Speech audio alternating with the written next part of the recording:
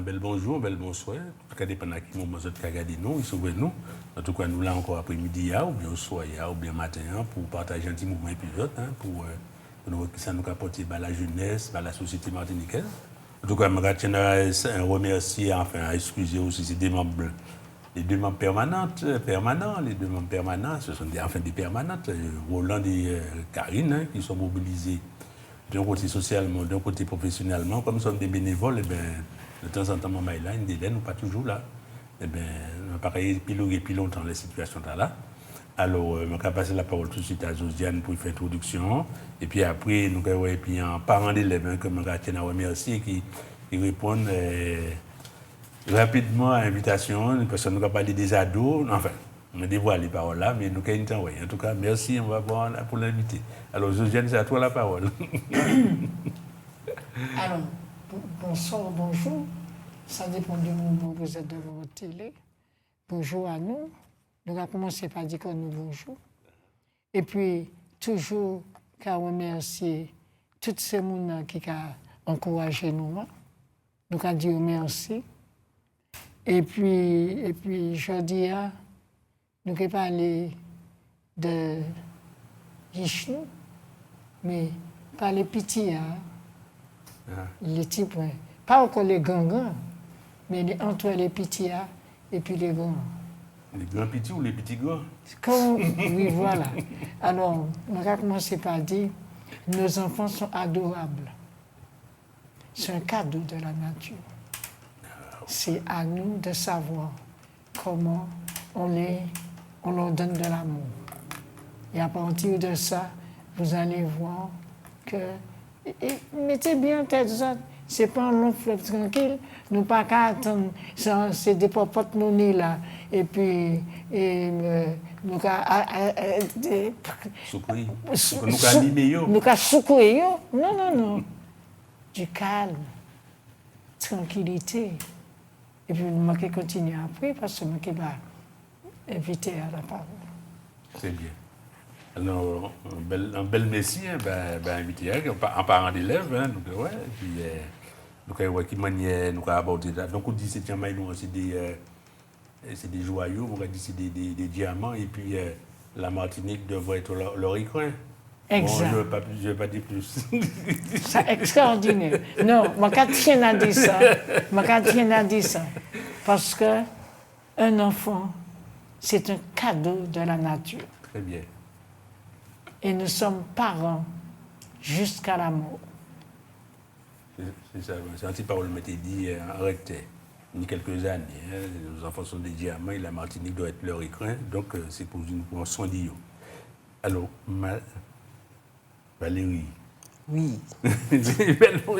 Eh bien, bonsoir tout le monde, et puis merci pour l'invitation. D'accord, et puis merci d'avoir répondu. Avec plaisir. Alors, on va parler de la thématique d'aujourd'hui, c'est des ados. Donc, en principe, nous avons parlé des ados, nous avons évoqué, pas la problématique, mais en tout cas, le moment de l'adolescence, et puis Karine nous a bien parlé de ça. Et puis après, nous avons parlé des tâches ménagères. Alors, nous avons parlé des tâches ménagères. Et puis les tout petits, je dis, nous avons essayé de faire la liaison entre les tâches ménagères, les travaux familiaux, les travaux à la maison, et puis l'implication des ados. Parce que quand même, nos territoires, les petits, mais les ados aussi, c'est un monde qui était à côté de nous, qui nous l'idée de là, nous remercions, c'est à côté de nous qui a connu. En tout cas, merci pour l'idée, pour le prolongement, émission, les tâches ménagères, pour confier ça, non seulement aux tout petits, nous croyons que ça a développé, mais aussi les ados, aussi, ça a un bel ballon. Alors, combien d'ados dans la maison? Alors, actuellement, on est deux demoiselles. Anti-garçon, anti-fille. Anti-fille. J'ai une paire d'adolescents à la maison. Ah, c'est génial. Alors, je vais faire une idée ou faire changer d'avis. Qui est-ce qui est plus facile à élever, anti-garçon ou bien anti-fille? Ah non, moi, anti-garçon, anti-fille. Alors, déjà, anti-fille, c'est la dernière. C'est l'équipe plus difficile. Ah bon? Ah ben oui. C'est l'inverse. Ah non. Déjà, tout le monde a dit que c'est plus difficile à élever. Ah bon? Et alors, moi, c'est parce que moi, j'ai 3 ish là-bas. 3 ish. Et c'est des plus grands, c'est des garçons assez proches l'un de l'autre. Les filles arrivées après, en dernier, et ben c'est celle qui est fille. Mais moi, quand je l'ai précisé que c'est Des fois, là, l'aîné, tu es capable pour une princesse. Ah, ouais. Donc, c'était ma princesse, tu es la plus belle de la terre, de l'univers. Ah, elle a été petite. Voilà, et puis, en grandissant, je suis la plus belle de l'univers, donc je m'impose. Voilà. Je ne fais rien, je suis la reine. Ah bon? Voilà ce qui se passe. Il faut assumer. Donc, là, nous il faut nous dire ça d'ailleurs. C'est vrai. Alors, je vais dire des petits mots. Hein. Alors, les tâches ménagères, alors, je regarde dans ces documents. Alors, en 2019, on est tout dit, l'Université de Virginie, aux États-Unis, a affirmé que les tâches ménagères, comme telles que la vaisselle, faire la vaisselle et le rangement, développaient la confiance en soi, la sociabilité, l'épanouissement ainsi que le niveau scolaire dans plusieurs domaines, comme la lecture, les maths et les sciences. Je crois que le fait que Tiamay a impliqué quand on dit dans machin, en même temps, ça veut dire qu'il a développé compétences logico-mathématiques, comme on dit, les maths et puis les compétences sociales. Donc, ça rappelle, est-ce que tu me dis qu'elle est intervenue, elle je suis tout à fait d'accord. Et puis, ça, on dit là, parce qu'on a tendance à oublier que à l'école, c'est la continuité de la maison. Là, tu as mais c'est ce que les assiettes. Si 4 assiettes puis ranger, il y a continué 1, 2, 3, 4. Quelque chose qu'il a fait, c'est de la formation de l'individu lui-même. Et moi, j'ai tendance à dire que là où on prend l'habitude d'aider maman, aider le frère, il y a une relation, il y a un lionnage qui est fait, et que Muntala a même plus tard développé ces qualités-là, et qui est plus sensible à l'autre, plus enclin à aider, et peut-être avoir une aisance au travail, parce que depuis tout petit, il est habitué, il est habitué, et c'est vrai que le cas constaté, mais ça dépend de l'environnement. Les chums est tout petit, maintenant ça dit que les chums est petit, tout petit, naturellement, il les passe balai, il les fait ci, il les fait ça. Effectivement, c'est arrivé à l'adolescence que ça change un petit peu, et c'est là pour un moment, pour en famille, palager, au contraire, accompagner ce moment-là, et puis dire, mais nous sommes une famille, ça manque à décider à moyen tous les jours, nous sommes une famille, pas une raison, si l'autre a 4 millions de faire, l'autre l'a pas fait. C'est une cellule, nous sommes unis et tout le monde a participé. Parce que demain, c'est autre café. Dans ce cas-là, au travail, c'est la même chose. Et plus tard, vous passerez encore plus de temps au travail qu'à la maison. Non, mais c'est vrai que. Donc, en tout cas, les tiens, la pitié, on est tendance à impliquer Koyo. Et puis peut-être que c'est les parents même qui ont fait un délai. Ils ne font pas ça par souci de protection, par sécurité aussi.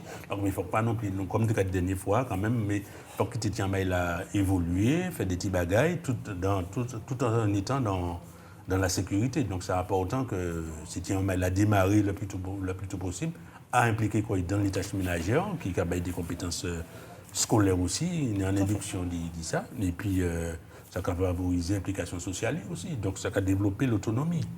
Exactement. Alors, je viens de te dire tous les noms. Non, je vous écoute, parce que je suis ado, moi. Ah bon, tu es ado? Parce qu'on ne sait pas. Juste, enfin, les ados ont évolué au fil du temps. Et on a pris l'habitude chez nous de dire « en temps moins, on t'a fait ci, en temps moins, on t'a fait ça ». Non. En temps moins, c'était une autre société, c'était un autre mode de vie. Ça m'a été connaître en temps moins. Si maman pas et déjà il pas connaître ça m'a été connaître. Et actuellement, ça y connaître, ça pas ni rien. Et puis ça m'a été connaître. Donc il faut que nous aussi adapter nous-mêmes à l'évolution sociale. C'est ça que je le dis. La société a évolué. Donc, il faut que nous évoluions. Et puis, ça ne veut pas dire que nous avons dit amen à toute bagaille, nous n'avons pas ni autorité, nous pas ni rien. Ce n'est pas ça que je dis. Mais je dis qu'il faut que nous arrêtions de faire des comparaisons.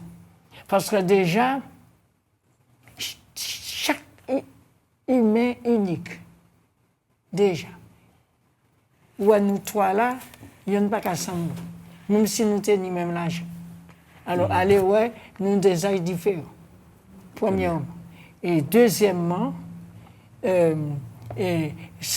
sa fonction des milieux sociaux, chaque monde, sa fonction des familles, chaque monde, sa fonction de toute nature là qui a évolué, qui a changé et tout. Alors, donc, entièrement d'accord. Et puis ça, Claude, et rappelle-moi ton nom. Valérie. Mais excuse-moi, madame. Valérie. Hein? Donc, pour moi, ça qui est important, je vais continuer après, ça qui est important, c'est que déjà, nous pas ni des petites poupées nous ni des humains qui ont bougé, qui ont fonctionné, qui a fait partie d'un milieu, mais d'un milieu familial. En attendant, il y a un milieu social. Voilà, je pense que c'est important que nous mettions ces petits moments-là, pas au travail, hein, parce qu'il ne faut pas y prendre ça pour un travail. Ça pourrait être un mode de vie, une manière de fonctionner en maison. Nous, là, nous avons participé à la vie maison, à la vie familiale pour le moment. C'est ça, c'est bon? Oui, non, mais c'est tout à fait. Nous avons plein de débat. Donc, alors, il y a un docteur, Martin Rosman, qui a dit qu'il observe sur 25 ans les enfants devenus adultes. Elle conclut que les corvées inculquent aux enfants l'importance de contribuer à la vie de famille et au développement aussi du sentiment d'empathie à l'âge adulte. Ceux qui ont participé aux tâches ménagères lorsqu'ils étaient enfants sont plus susceptibles d'être équilibrés, d'avoir de meilleures relations avec leurs amis et leurs familles et d'avoir plus de succès dans leur carrière. Donc, ça veut dire que il fait quand même la cohorte de 25 ans, les 25 ans, c'est en 2002, ça a été écrit. Donc, ça quand même qui a montré effectivement que malgré le temps a changé, le phénomène n'a pas changé non plus. C'est-à-dire, bénéfice là quand même toujours là. Donc, oui, bénéfice là toujours là. Mais mode d'interprétation, mode d'y faire, mode d'y parler, mode d'y entrer en relation, c'est chaque famille qui parce que qui connaît les plus et mieux. Je ne dis que c'est maman et puis quelles sont les personnes. Je dis que c'est papa et maman. Je dis ça. Et puis, après papa et maman, nous allons aller dans la partie société. Puisque papa et maman, pas ni des types qui sont assis en fauteuil et puis qui attendent à y porter et tout bas là-bas en plein d'argent ou de diamants. Ça fait un plaisir de nous dire ça, parce que malheureusement, il y a encore un monde qui a fonctionné comme ça. Moi, quand des petits moments qui ont parlé, enfin des adolescents qui ont parlé, des filles, ou peut-être des garçons, qui disaient « c'est ma soeur qui fait mon lit ». Moi, je dis « mais attends, je ne comprends pas. Je ne comprends pas. » Eh bien oui, c'est ma soeur qui fait mon lit, c'est ma soeur qui mange ma chambre. Ou ni 16 ans. m'a dit comme mais et les filles font à manger, les filles font ça, les garçons. Je dis mais lorsqu'il y a tu ne participes pas aux tâches, non, c'est ma sœur. Ce sont les filles qui font ça, nous les garçons, on ne fait pas ça. Et ça a posé ma question. Moi ça bien que. Au XXIe siècle. Mais bien sûr, là aujourd'hui là, il y a pas il y a un déterminant de ça. M'a dit mais ça m'a renvoyé à loin. M'a dit mais pas comprendre comment il y a des gens qui ont continué perpétrer bagaille là. Est-ce que nous allons comprendre déjà que, alors, sans faire preuve de féminisme, un petit peu quand même, qu'il faut quand même qu'il y ait une certaine égalité entre les garçons et les filles à la maison, et que là où il est en éducation comme ça, le garçon a une idée assez particulière de la femme, oui, et inversement.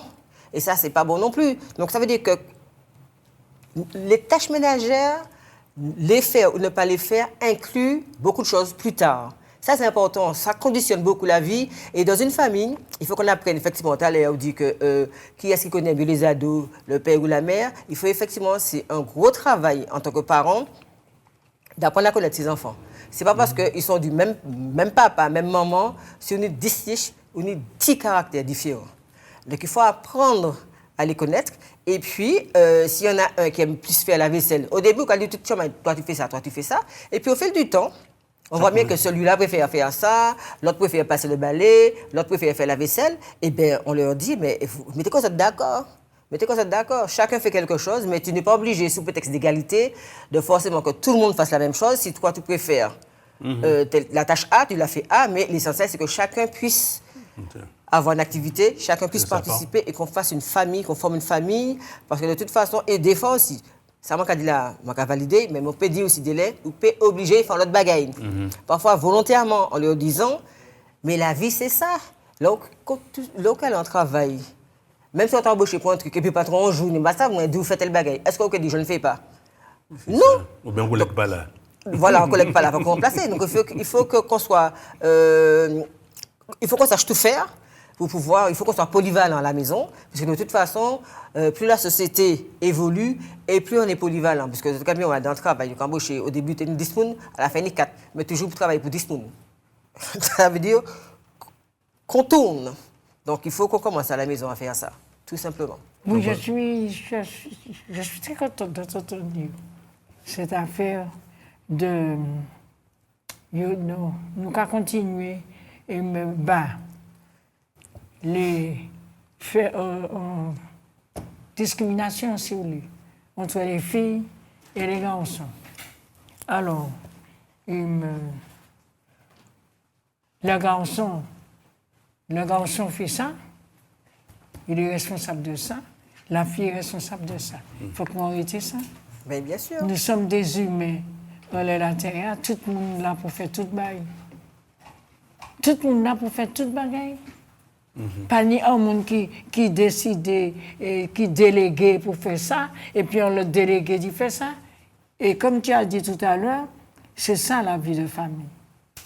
Chacun occupe une place et tous nous faisons ce qu'il y a à faire pour faire évoluer la place que nous occupons. Et alors, je profite, ça c'est personnel, moi. C'est pas la peine de passer notre temps à faire des associations de femmes ceci, de femmes cela, patati, patata. Première association. C'est moi qui ai parlé. Je prends mes responsabilités. Attention. C'est moi et je suis devant la télé. Oui. Ce n'est pas la peine de faire ça. Si nous n'avons pas compris que tous, nous sommes appelés dans une société, dans une famille d'abord, à œuvrer dans notre famille. Et c'est normal que l'homme se prend pour je ne sais pas quoi, parce qu'on lui a dit, entends bien ce que disent les enfants de maintenant. Continue à dire. On a décidé que toi, la fille, tu vas faire ça, moi je suis l'homme, je vais faire ça. Non, je suis désolée. Nous toutes là pour faire tout ça qu'il nous faut faire. Et c'est pourquoi il y a tant de problèmes dans les foyers. Et ce qui n'arrange pas l'évolution psychologique de nos enfants. Je suis désolée. Je dis mes affaires. Chacun est libre d'être d'accord ou ne pas être d'accord. Nous sommes en démocratie. Je dis des choses que j'observe. Je dis des choses que j'entends. Je dis des choses que je vois. Je dis des choses que j'ai vécues, et moi, je croyais que c'était passé de mode. Et je suis surprise de savoir que ça continue. Alors, parents, mettons-nous bien d'accord. Tout le monde qui a dans les autres là, qui nous, responsable, dit qu'il là. Pas ni madame qui est responsable, et la fille, et puis, ah non, je ne fais pas. Non. Tout le monde a fait toute bagarre. Je suis désolée. Très bien. C'est ce que j'avais envie de dire, et personne ne va m'empêcher de dire ce que je veux dire. Mes amis, Et assez dit. Qu'est-ce que c'est que ça? Ma soeur va faire mon lit. Ma soeur va faire la vaisselle. Attention, ma soeur va faire la vaisselle. Ma soeur va faire mon lit. Ah, mais c'est ma soeur qui balaie, et où on fait qui ça? Vous l'avez joué les PlayStation? Les PlayStation? Il y a son Antoine. Ou bien jouer au football? Ou des problèmes là? Il y a son Antoine. Et ça, il n'a pas envie de jouer au football. Il n'a pas envie. Qui n'a pas eu? Il n'a pas envie. PlayStation. PlayStation? Ah. Ah, c'est pas fait pour les filles. Ah, c'est fait pour les garçons. Très bien. Mais je dis ça, Bon. c'est pour provoquer, c'est l'inverse que je pense. Hein. Je dis, il y a beaucoup qui pensent en direct, mais moi c'est l'inverse. Hein. Donc effectivement, alors c'est le moment de faire l'introduction. Une autre personne est arrivée, elle va se présenter, elle va finir par devenir une habituée. Ok, voilà. Alors, merci pour l'invitation. Bel bonjour, dame d'amour, monsieur Nicole, madame, bel bonjour, bel bonjour à tout le monde. Et bel bonjour à vous. Merci. Surtout. Voilà. Et un grand merci d'avoir répondu promptement à l'invitation. Promptement, nous pas qu'à dire plus que ça. OK. Alors, je me présente. Donc, je suis Katia François Maïtouva. Excusez-moi. Ah, okay. Tu dis que tu es arrivée, dis ça. Voilà, je suis arrivée, c'est bon, n'aie crainte. Voilà, ce sont les aléas du direct, c'est pour vous dire qu'on est vraiment en présence. Voilà. Alors, je me présente, donc je suis Katia François Maïkouva. Donc, j'ai plusieurs casquettes, je vais toutes les donner parce qu'elles sont importantes pour justement faire la transition avec ce que vous avez dit l'une et l'autre. Alors, tout d'abord, je suis assistante de service social depuis à peu près 17 ans. Pourquoi je vous dis ça? C'est que je parle à une place où j'accompagne des femmes, des couples, des jeunes. Donc, je sais de quoi je parle. Première chose. Deuxième chose, je suis représentante de parents d'élèves par le biais de l'UPEM. Donc, nous accompagnons des familles au quotidien. Okay? Donc, mon engagement, il est à ce niveau-là. Et puis, je suis aussi présidente d'associations culturelle, Moon Caribin, et justement ce sera mon propos aujourd'hui car nous avons un projet en cours et Dame d'amour, je sais que ça va te plaire. Je sens que ça va te plaire. Oui, ça va lui plaire. Elle sera bien, elle sera contente. En fait, il y a samedi un événement qui est organisé par l'association Yécri, c'est le village de la femme, ok, où il y aura vraiment différentes exposantes. Il y aura vraiment de tout, de tout. Toute femme qui a envie de montrer son savoir-être et son savoir-faire sera au village de la femme. Qu'elle vienne exposer ou qu'elle vienne échanger ou se rencontrer. Et dans ce cadre-là, donc j'ai reçu cette invitation, comme ça, par les potiers du village de la poterie, pour le village de la femme. Il y a quelque chose écrit dessus, c'est ça? Oui, c'est marqué « Village de la femme, 14 mars 2026 ». Maman, ça, c'est une belle petite invitation. On est éco-responsable. Ce n'est pas une petite invitation ou même quelque chose numérique. On a reçu ça. Bon, la fleur un peu défraîchie parce qu'elle a pris un petit coup de chaud. Mais en même temps, c'est aussi ça, l'éphémère, comment on peut aussi avancer dans le temps. Donc, elle n'est pas défraîchie, elle est belle telle qu'elle est.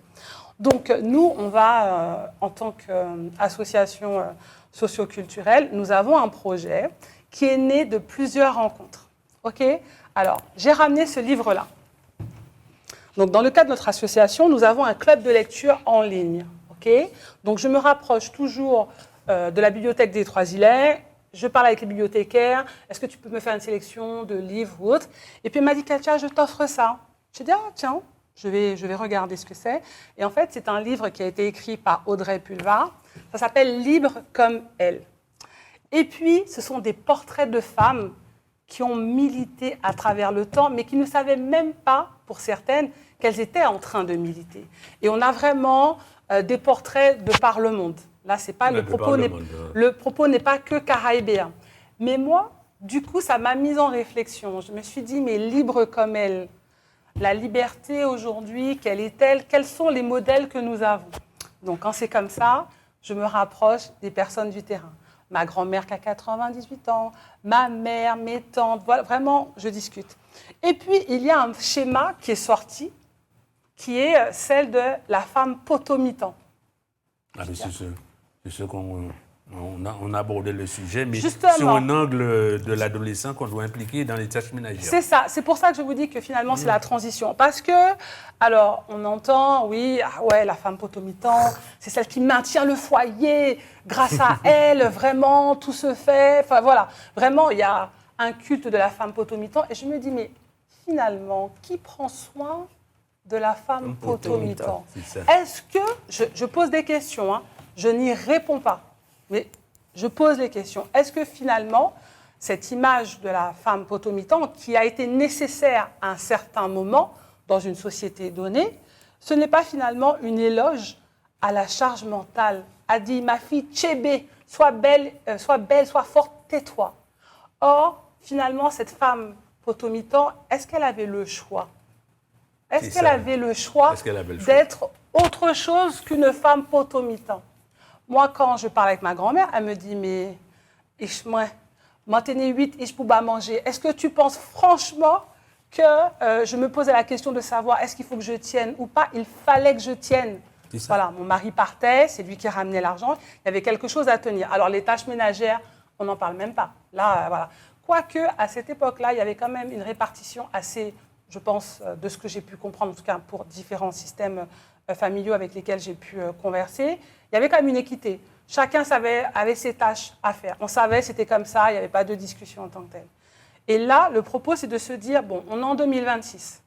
Il faut peut-être qu'on explore d'autres schémas qui prennent soin de la femme, qui puissent lui dire, tu es une femme, ta féminité, ce n'est pas quelque chose à mettre sous tes pieds, c'est peut-être ta force, okay, ta sensibilité, cette façon dont une femme va pouvoir sentir aussi les choses. Je ne dis pas que les hommes ne le sentent pas, je dis qu'on a chacun une sensibilité et qu'elle est complémentaire. Oetimotala, complémentaire. Et du coup, je pensais au modèle de la femme Toloman. Ah bon? Je me disais, nous proposons. Ouais, mais Toloman, c'est mou, ça va dans tous les sens. Non, c'est marrant que tu dises ça, parce que, tu vois, le débat est lancé, et c'est très bien, monsieur Nicole, parce que le premier mot qui est sorti de la bouche des hommes, dit « Ah, c'est une femme nourricière ». Je dis « Ah, ok. Et qu'est-ce qu'elle nourrit ?» Donc voilà, donc, le Toloman a sauvé, excusez-moi, a sauvé quand même des familles. Moi, mon père me dit « Maman, Toloman, c'était Nutella, main qui était là ». Une autre, c'est vrai, vraiment, de se dire qu'il y avait ça. Donc, il y a différentes images de cette histoire. De cette perception, de perception. Exactement. Et là, Yokadou, ah ouais, la vie, c'est pas un bol Toloman. C'est ça. On est parti de ça. Ça veut dire qu'il y a quelque paradoxal. chose. Oui. Exactement. Il y a quelque chose à explorer dans ce modèle-là, de se dire, d'une part, cette femme qui pourrait être une femme Toloman pourrait prendre soin, parce qu'elle est de sa posture, de sa réflexion, elle nourrit toutes les personnes qui vont l'approcher, ok ? Mais en même temps, elle a conscience d'elle-même. C'est-à-dire qu'elle n'est pas juste un poteau mi-temps de l'ensemble du foyer, elle tient son axe. Elle est douce envers elle-même. C'est de là qu'est né le projet d'ouvrage collectif, okay, concernant cette histoire de entre femmes poteau mi-temps et femmes Toloman, voilà, vers une transition nécessaire, point d'interrogation.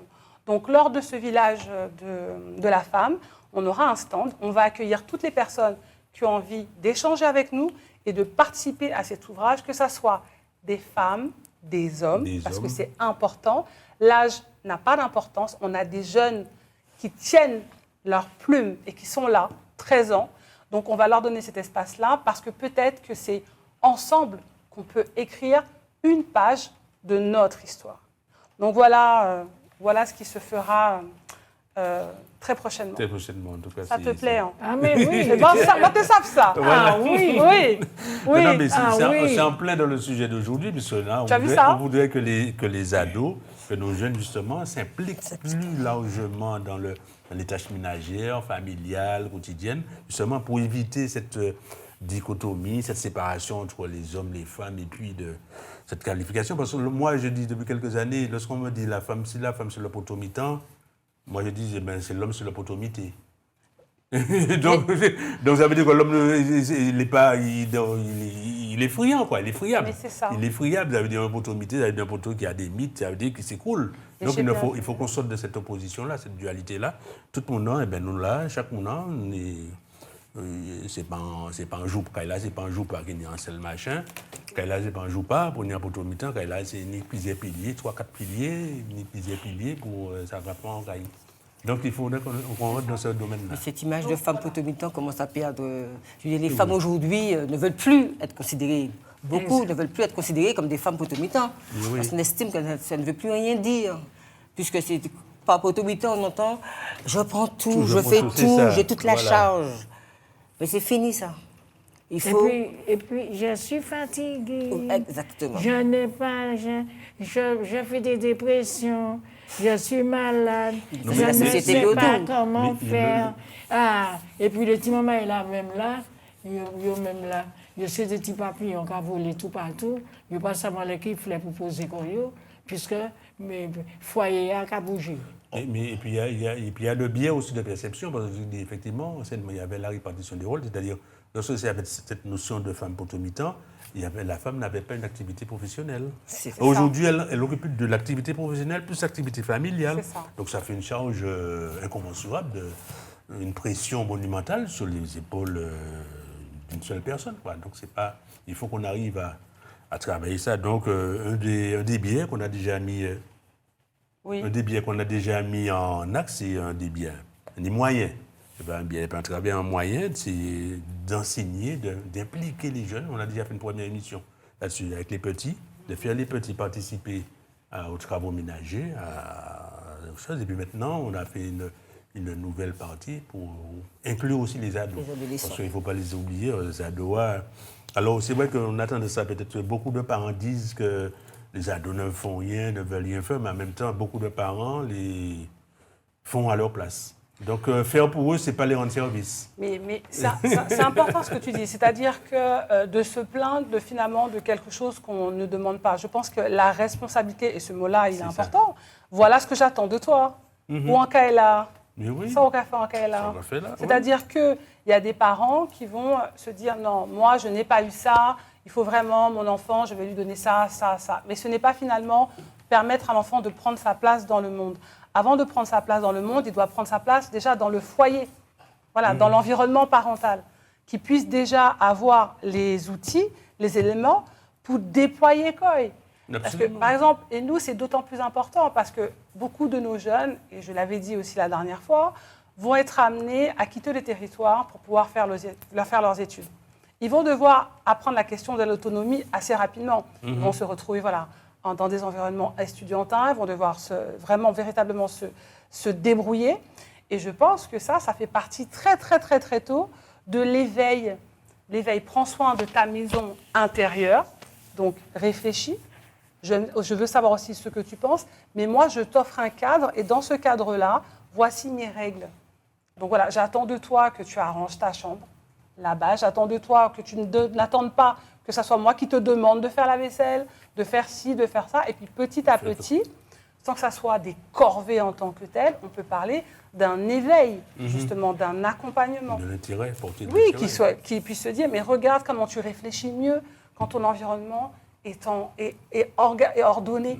Et ça, c'est même pas nous qui le disons, c'est vraiment des choses vraiment très simples.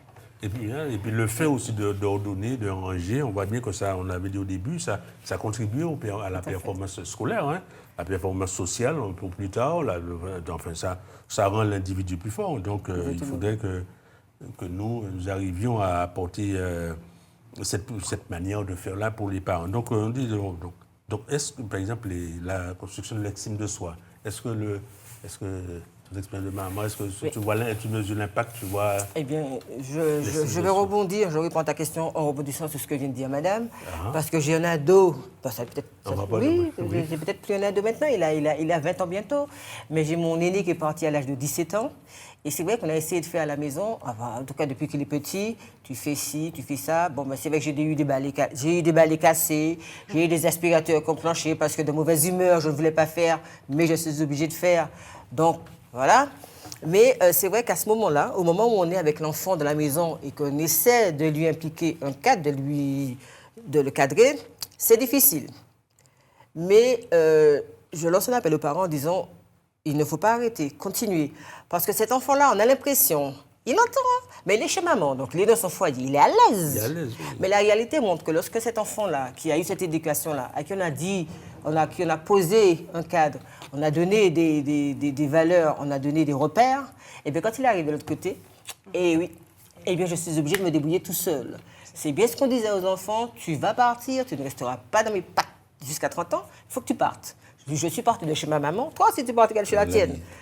Et c'est vrai que j'ai eu cette réflexion d'autres mamans aussi qui sont assez agréablement surprise quand on part, finalement, j'ai eu l'occasion d'aller voir mon fils. Eh bien, sa maison est propre, hein. La maison est rangée, il fait ses courses, il fait son petit budget. Maintenant que c'est lui qui il est bien obligé. Il sait que tel jour, il faut que je fasse telle chose. Il a tout à faire. Et il y a d'autres cas qui me disaient ça aussi. Il me disaient, mais comment j'étais surprise que je suis arrivée chez lui, c'est propre. Il m'a dit, mon Dieu, maman, tu veux me faire une surprise? Parce que ce n'était pas prévu, c'est une amie qui m'a raconté ça. Elle a débarqué comme ça chez lui. Il me dit, ah, tu arrives, c'est pas propre. Elle me dit, je rentre. Il y avait un sac sur une chaise. C'est tout. La maison est clean. Ça veut dire que, et là, on se dit, le travail que j'ai fait, il porte ses fruits. Il ne faut pas qu'on ait à toujours l'impression que je parle. C'est vrai que c'est fatigant, mais ce sont des jeunes que nous formons, ce sont de futurs hommes que nous formons, et n'ayons pas crainte quand on sème. Alors ça peut peut-être prendre, en fonction de l'arrosage, un peu plus de temps que d'autres, mais ça pousse. Ça pousse et ça fait, et c'est comme ça qu'on arrive finalement à une société équitable, à une société juste, parce que chacun apporte sa pierre, chacun apporte sa contribution. Tout simplement. D'une manière différente, peut-être chacun a... Je ne veux pas dire que tous les chemins mènent... Peut-être qu'on n'est pas forcé. Vous dire, l'éducation n'est pas figée, les principes ne sont pas figés. Chaque famille a sa manière d'être. Chaque enfant est ce qu'il est. Dans une même famille, j'ai déjà dit tout à l'heure, les enfants sont différents. Mais il y a un socle commun qui fait qu'ils les guident et qu'ils ne perdent pas de vue. Je voulais répondre à quelque chose là, concernant les anciens. Deux choses. La première, c'est que j'ai connu ça aussi, que ma maman, elle ne travaille pas. La maman a 10-12 enfants. À quel moment elle a eu le temps d'aller travailler? Elle a 10-12 enfants. C'était compliqué. Et malgré les 10-12 enfants, elle trouvait le temps de faire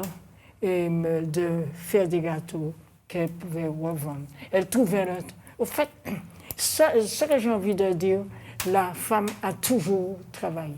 C'est ça. A toujours travaillé. Et l'homme aussi, quand même. Non, mais on a envie de parler. Non, elle n'est pas au foyer. Je suis en train je suis le seul homme là. Oui, mais tu vas répondre tout à l'heure. Tu vas répondre. Je ne fais pas de discrimination. Mais ça se dit. Même aujourd'hui, j'entends ça sur les télés, sur les radios, là où vous voulez. Ah oui, autrefois, les femmes étaient au foyer, ne travaillaient pas. L'autre, il y a 12 à qui l'on était aller courir tout partout. Donc, déjà, je trouve que c'était un travail. Oui, c'était une activité. C'était un travail. Parce qu'il n'y avait une machine à laver, à laver le linge, il n'y avait une machine à laver la vaisselle, il n'y avait une fer électrique à y passer, il était qu'à faire tout ça. Et il était qu'à arriver à aller faire un petit job, à droite, à gauche. Il était toujours qu'à faire un petit job, puis il tenait l'argent de poche. Et nous, qui étions là, enfants, on veut dire ça, eh bien, nous étions qu'à aider les parents, parce que les parents étaient qu'à demander de l'aide aussi. Ils étaient qu'à dire où qu'on fait la vaisselle là, où qu'on fait tel bagage. Donc, il y avait aussi, peut-être pas partout, mais pas qu'à aller tout partout, une organisation familiale. C'est une armée. Il y avait une organisation familiale. Bon, aujourd'hui, il n'y a pas de comparaison. La société n'est pas la même. La vie n'est pas la même. Combien de monde qui a 12, 15 ans? Beaucoup moins ça. Donc la femme, ça a changé. On ne peut pas dire que ça a évolué. Mais on peut dire que ça a changé. Parce que nous, toujours dans l'évolution, toujours bien debout qu'a fait ses affaires. Mais ça a changé. Donc, toutes les femmes, la plupart des femmes travaillent, pour ne pas dire toutes les femmes travaillent. Donc, l'éducation a donné, elle est peut-être, tu vas me dire, elle est peut-être différente par rapport à... Parce que nous avons cherché de l'eau dans le robinet, nous avons cherché de l'eau à la rivière. Enfin, on avait des tâches. Et nous avons grandi, et puis nous débrouillons comme nous. Hein. Donc, à nos parents, arrêtez de dire ça, ça manque à attendre, non. Les femmes avant ne travaillaient pas. Elles étaient assises là. Oui, ma maman travaillait, ma grand-mère travaillait, mes tantes travaillaient, mes voisines travaillaient. On travaillait. Alors, à nous de reprendre le flambeau et puis mettez cette maman nous au travail.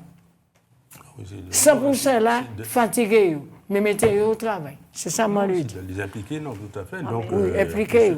Bon, j'ai fini. Non, mais c'est important ce que tu dis parce que, en fait, c'est l'éducation aussi à l'effort, à la résistance. Quand il y a un obstacle, voilà, si tu n'es pas éduqué au goût de l'effort, en fait, tu t'effondres au premier obstacle, à la première épreuve. Alors que si tu sais que, voilà, tu as un effort à faire, tu as une organisation, et bien finalement, dans des tâches quotidiennes de la vie, tu peux reproduire ce que tu as appris au sein de ton foyer. Et j'aime beaucoup ce que tu dis, quand tu dis les femmes travaillaient, j'ai eu l'image, c'était des chefs d'entreprise en fait. Ah oui, oui, voilà. C'est une armée même. Non, mais c'était des chefs d'entreprise. Tu vois, nous, on a dans l'association un cours de couture solidaire. Donc, il y a vraiment, c'est intergénérationnel. Et du coup, elle nous parle beaucoup de comment elle s'organisait. Et je dis, mais vous savez toutes coudre, toutes les anciennes. Cousaient. Voilà. Avec une machine. Toutes. Elle me dit, mais des couturières hors pair, hein, elles n'ont pas eu de formation. Elle me dit, mais on n'avait pas le choix. Parce que quand il y avait la rentrée des classes, c'était des trousseaux, des machins, et le cartable, elle m'a montré le type de cartable qu'elle faisait avant. Elles n'avaient pas le choix. Il fallait qu'elles anticipent ça. Coudre, c'était vraiment un savoir-faire vital. Et c'est important. Donc, quand tu dis ça, oui, elles travaillaient toutes. Elles travaillaient. Oui, et déjà, occupées au dit 12 ish, c'est ça. C'était un travail. Hein? Parce que je ne sais pas comme un jeune actuellement qui est occupé des 12 ans à Dancaille. Ouais, excusez-moi. Aujourd'hui, occupé de Diancel, c'est aussi un travail. Non, mais c'est un travail. Non, mais si on fait une transition, c'est ça. Mais si on fait une transition, tu vois, tous ces éléments-là, je pense, puisqu'on est quand même dans un propos où il y a la question de l'éducation, je pense que nous aurions à soutenir de façon vraiment farouche la question des apprentissages tels que ceux-ci dans l'espace scolaire. Ouais. C'est-à-dire, je ne comprends pas cette disparition de matière qui, pour le coup, donnerait du sens aux jeunes. Parce que les jeunes dont nous parlons, il y a quelque chose d'assez fort qu'ils nous disent, c'est qu'ils ne comprennent plus le sens des apprentissages qu'ils ont de façon pratique. Je pense très sincèrement que dans les espaces scolaires, il faudrait qu'il y ait des cours, la couture, qu'elle revienne hommes et femmes. Moi, ma mère, elle a appris à mon frère à coudre. Mon frère sait coudre.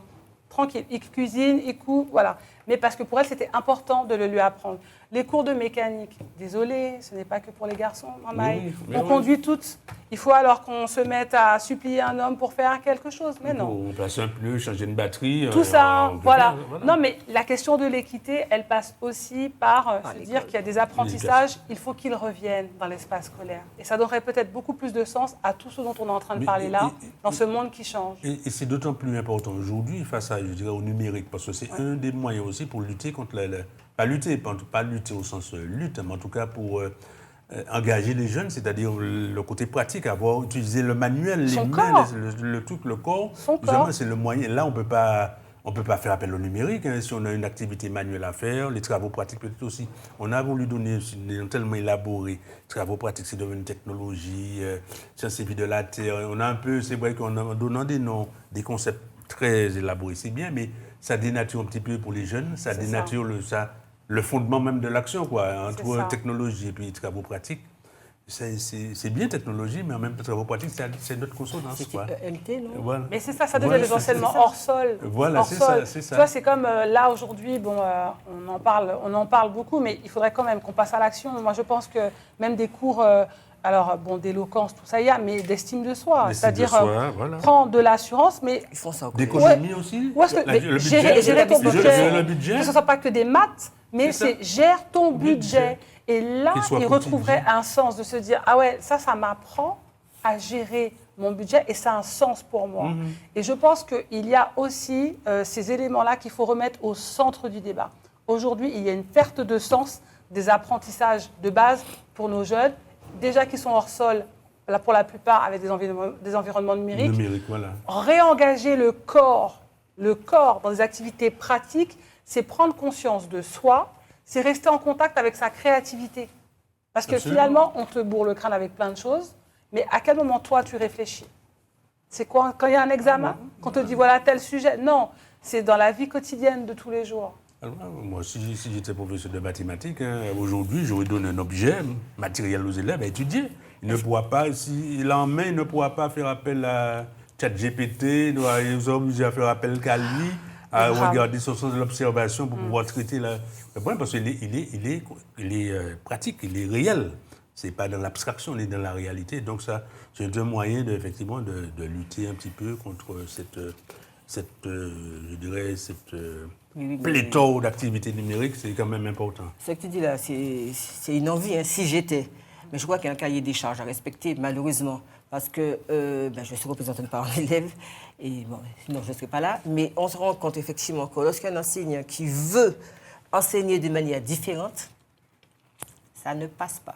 Parfois même les parents viennent et te disent, mais pourquoi on n'est pas comme ça? Alors qu'effectivement, aujourd'hui, il faudrait enseigner de manière différente et donner du sens. Parce que quand tu apprends un enfant un cours de mathématiques, effectivement, tu lui apprends que 2 et 2 font 4. Tu lui apprends le théorème de Pythagore. Alors, j'aime bien le théorème de Pythagore, puisque mes enfants l'ont fait l'année dernière, et qu'il y a tout un truc qui est parti sur les réseaux. À quoi nous sert le théorème de Pythagore?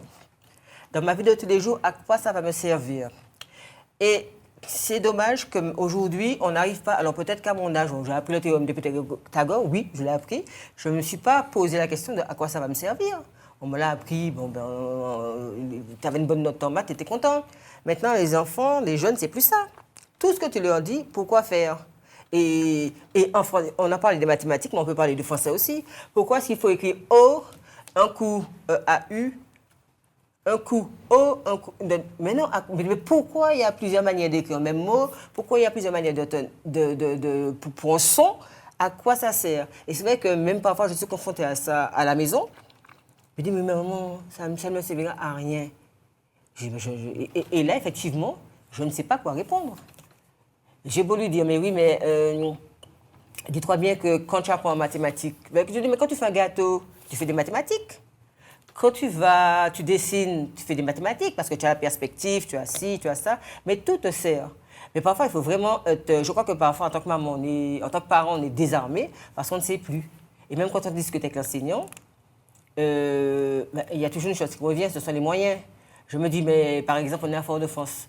Eh bien, on n'est pas forcément obligé de rester au sein de l'établissement.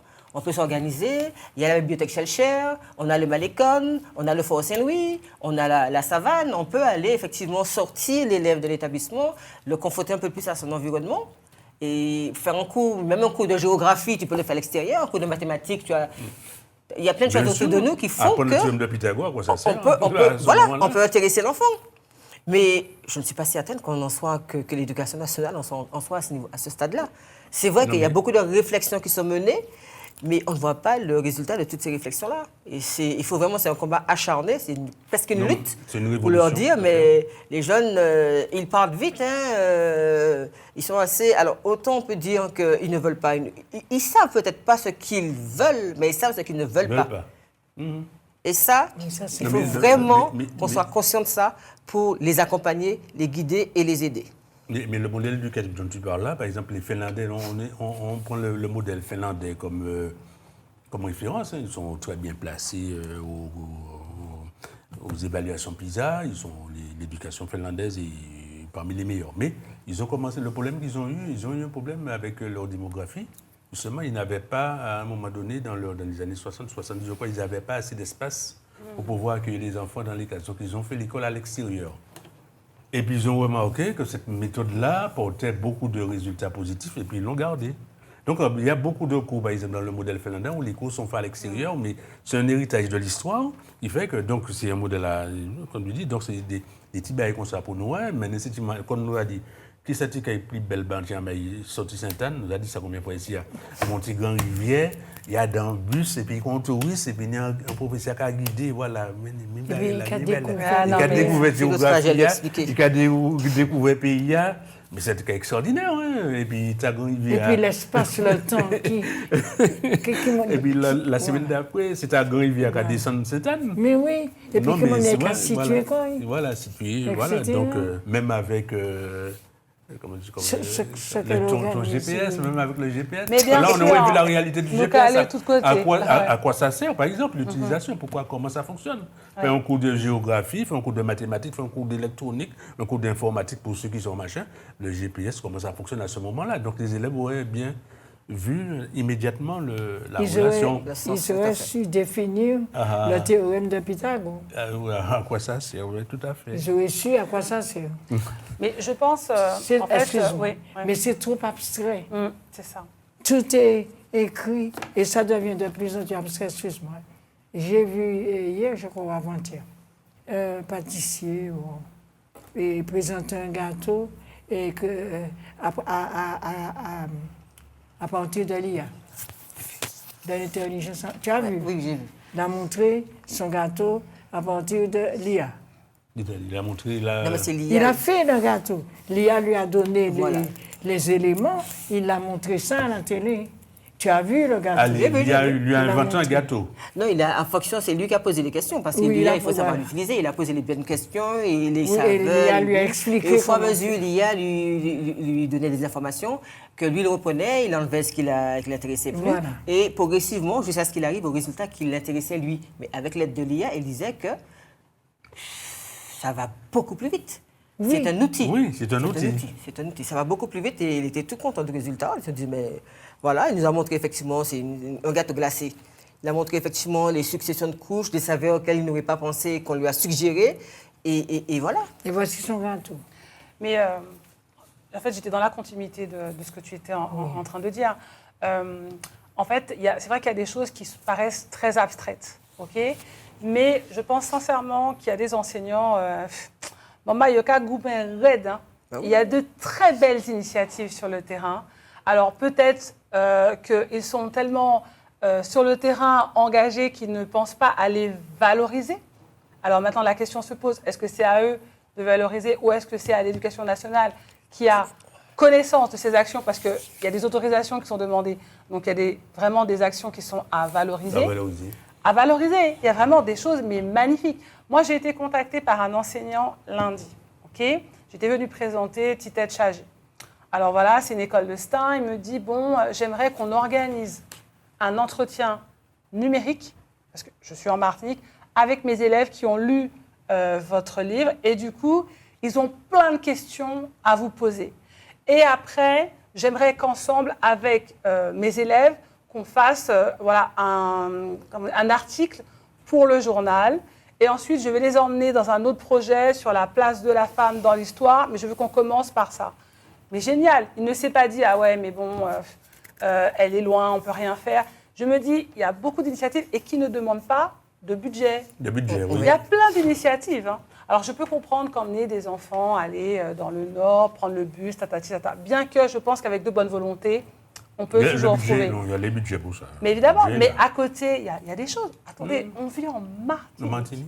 Il y a des enfants qui n'ont jamais été à la mer. Mais la mer, vous imaginez tout ce qu'il y a à faire autour de la mer, mais ça suppose quoi aussi? Ça suppose, et c'est là, dans les acquis. Et je vous le dis, puisque moi, j'étais chargée de cours à l'université. J'animais un module qui s'appelait « Métier de l'étudiant ». Ça veut dire que j'accompagnais autour de l'écriture des futurs professeurs. Et ce que je voyais, c'est déjà les craintes, les peurs, les inhibitions de ceux qui allaient porter les projets. Je dis, mais si tu as peur d'être au tableau, ça va être difficile d'accompagner un élève à qui tu vas demander de se lever.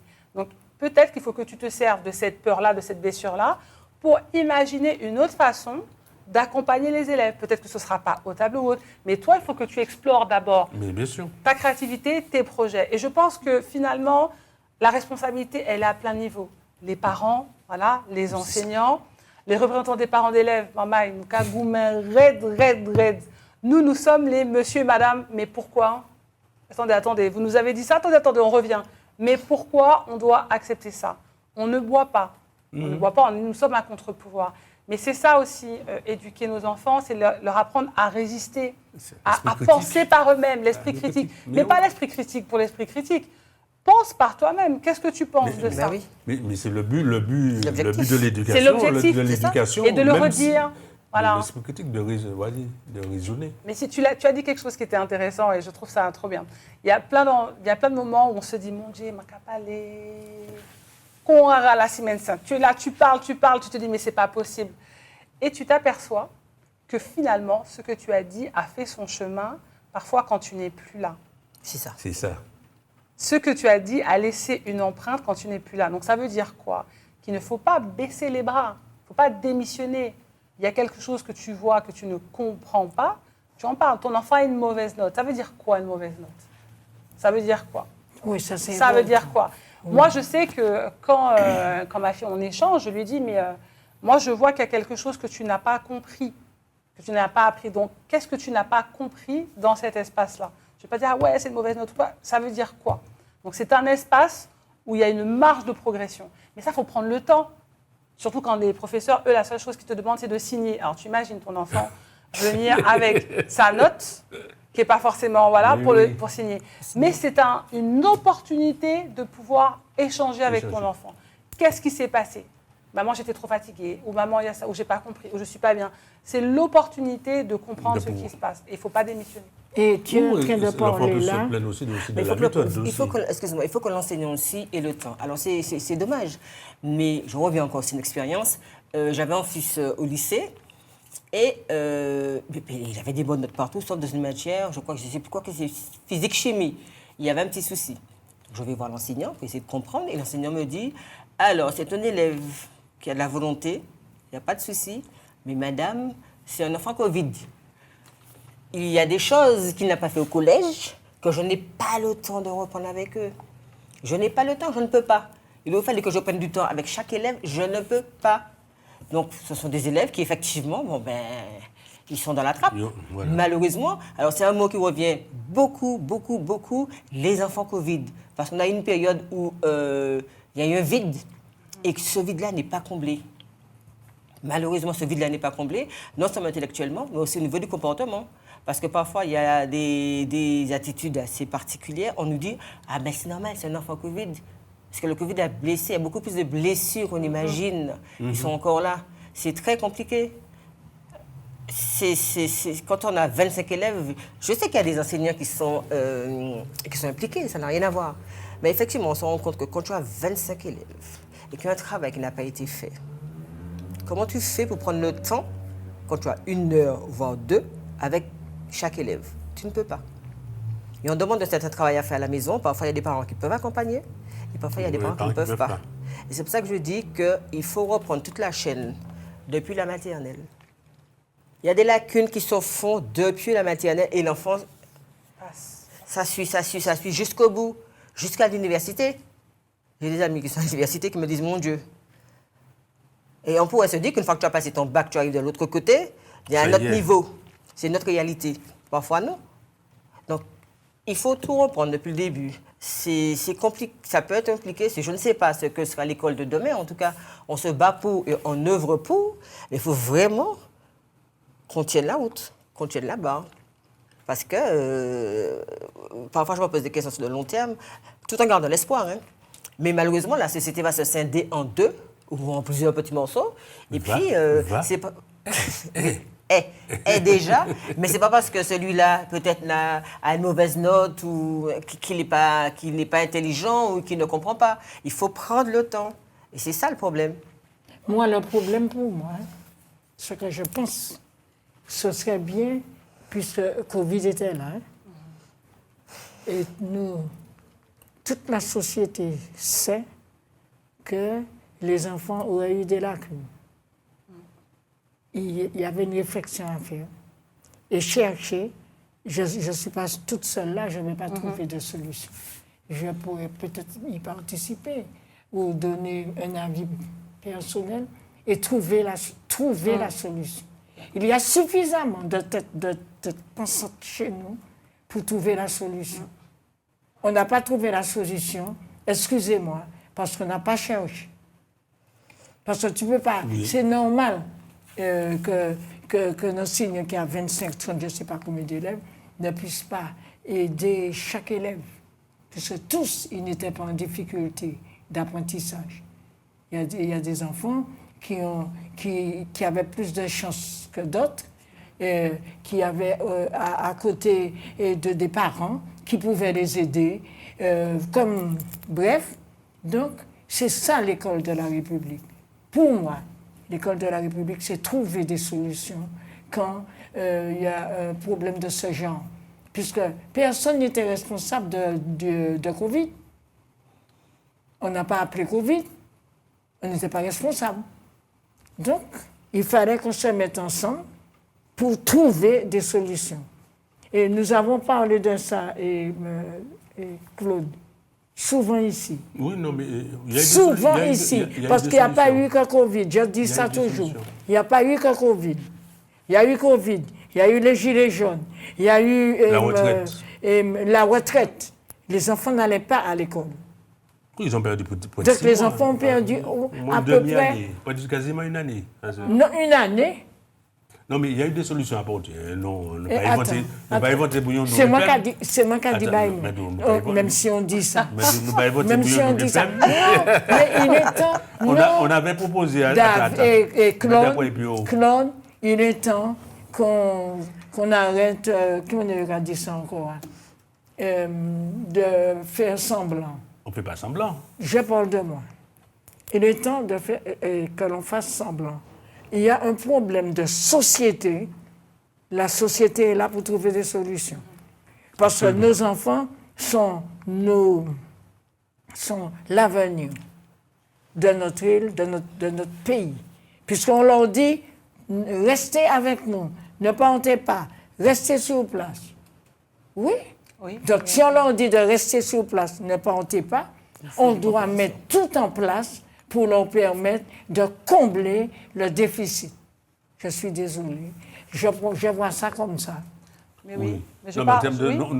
bon, on aurait dû pas pour revenir sur l'histoire. Non, mais nous, l'UPEN, nous fait des propositions. Oui, je sais. Mettre en place des géodeurs, mais même oublier nos Italiens en particulier, mettre en place un système de rattrapage de ce temps. Oui, on avait dit ça. On a proposé ça. Nous proposé justement que Bassi Maman, là, qui est à l'université, la possibilité de venir en deuxième année en année probatoire, on dit dans l'université, il y a eu ça. Donc, il y a eu des petits... Nous portons pas nous, parents d'élèves, pour ça. Mais, effectivement, nous avons bien vu qu'il faut aller au-delà de ça. La partie généralisée, nous avons regretté. À chaque fois, le nombre d'heures n'était pas suffisant. Donc, c'est vrai que l'État n'a pas tout mis en œuvre pour pouvoir régler. Mais il y a un deuxième contrainte aussi qu'on fait, qui est là, c'est que le temps n'est pas non plus extensible à l'infini pour les élèves. Donc, c'est soit l'idée, c'est soit on arrêterait une année, pour tout le monde. Et là, quand même, ça pose des difficultés organisationnelles pour les générations à venir, ou bien comment faire justement pour trouver du temps. Donc, c'est réduire les vacances, par exemple, trouver des... Et lorsqu'on va rentrer dans ce champ-là, on va bien voir, on va tomber dans un problème social. Donc, c'était, là, c'est compliqué quand même. Eh bien, former des enseignants. En fait, moi, je pense qu'il y a un diagnostic à faire maintenant, 6 ans après. C'est-à-dire que maintenant, on a le recul. On a demandé à faire un bilan. Un bilan, voilà, 6 ans après, et de se dire peut-être qu'il y a des choses créatives à imaginer, mais ensemble, que ce soit un relais associatif. Par exemple, tel élève, c'est sur telle discipline où il est en difficulté. Donc, vraiment, peut-être quelque chose à imaginer, à être créatif sur ça, parce qu'on ne peut pas se résigner en disant... Ah oui, mais bien sûr, c'est un enfant Covid. C'est ça. Maman, elle s'est fait la fête. Un enfant Covid, donc voilà, on accepte ça. Je pense qu'il y a quelque chose où il nous faut être audacieux.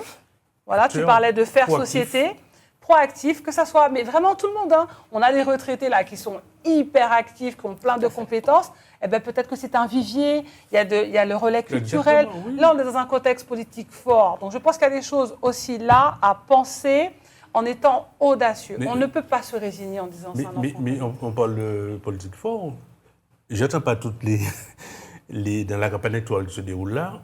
Je n'ai pas entendu le mot éducation deux fois. Ah non, mais c'est le grand absent. C'est le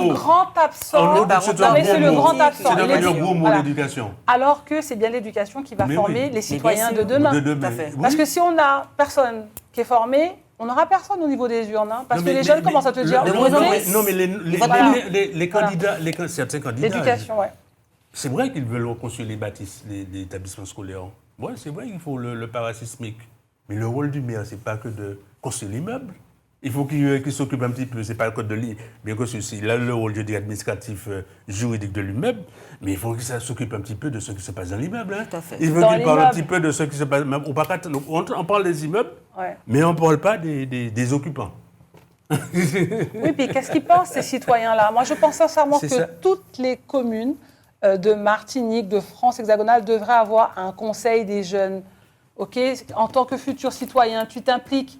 Il y a un conseil des jeunes. On devrait avoir ça.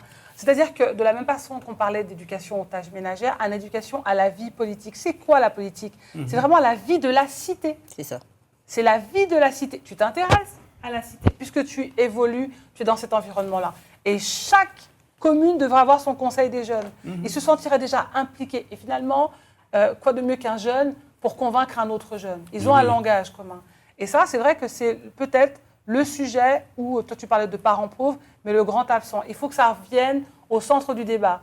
C'est pas fini, Mamaï. Hein. C'est là, hein, c'est dimanche. Pas fini. Il n'est pas trop tard pour les prises de parole, pour remettre l'éducation au cœur des débats. Mais il n'est pas fini, mais l'émission n'est pas finie. Mais oui. Kenny note encore. Kenny note.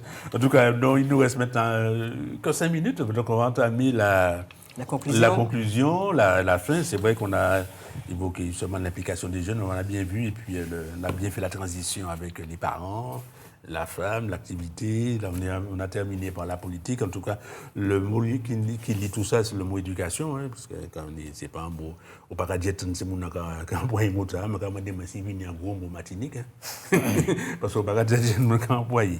Alors, 2 petits mots de conclusion sur pour que les enfants, par exemple, je pense qu'on va continuer cette émission-là.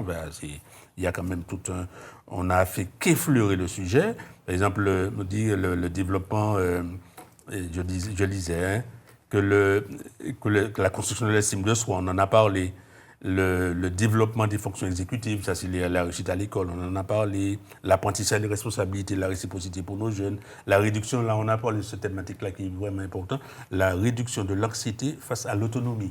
Donc les étudiants, là, justement, quand ils face à eux-mêmes, eh ben, il faut qu'ils arrivent avec l'éducation, avec les mots que maman a donné, que papa a donné, que ces mots-là vont faire leur chemin. Elle en a parlé. Voilà. Aussi.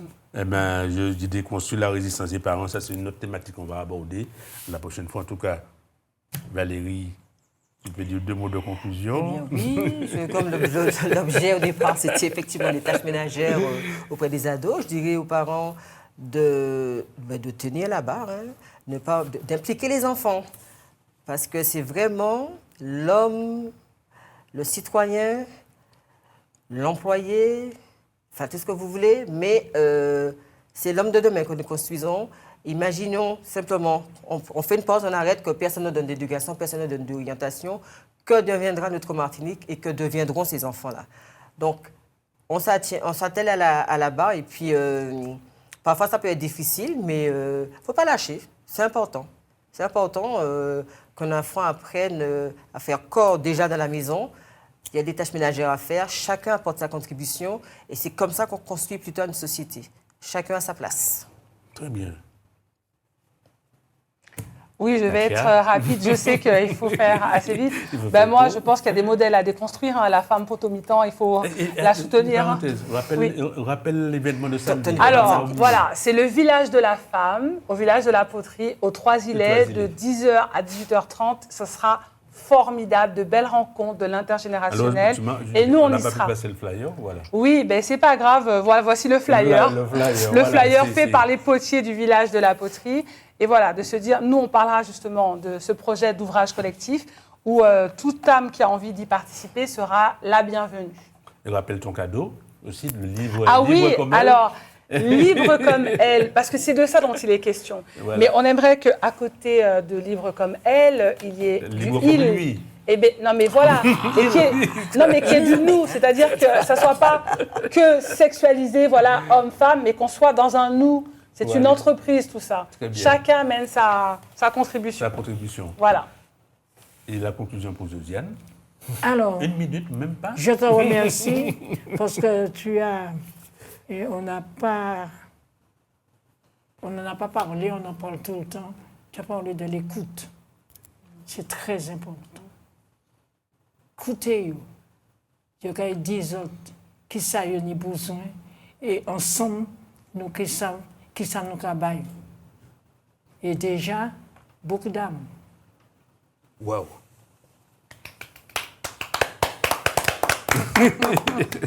Alors, je vais rajouter un dernier mot. Alors, le meilleur cadeau qu'on puisse faire à son ado, c'est de lui apprendre à se passer de nous.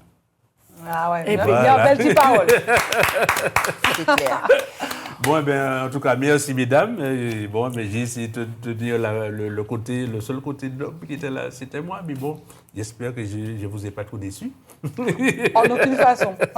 Voilà, donc on m'a mis là un bel bonsoir et puis à très bientôt. Merci à Josiane, merci à Katia, merci à Valérie et puis merci à Roland et Karine, même si elles ne sont pas là, mais en tout cas, elles sont là dans le cœur.